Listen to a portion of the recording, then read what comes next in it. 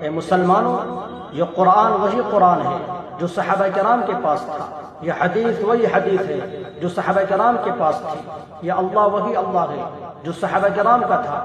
کیا آج قرآن کی تاثیر ختم ہو گئی؟ کیا آج حدیث کی تاثیر ختم ہو گئی ہے؟ کیا آج اللہ نعوذ باللہ غائب ہو گیا ہے؟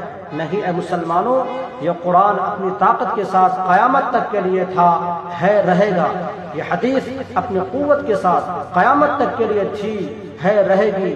یہ وہی اللہ ہے جو عمر کا تھا، عثمان کا تھا، علی کا تھا، تمام صحابہ کرام کا تھا، تابعین کا تھا، تبع تابعین کا تھا، محدثین کا تھا، فقہا کا تھا۔ وہی اللہ آج بھی ہے اور ہمیشہ رہے گا۔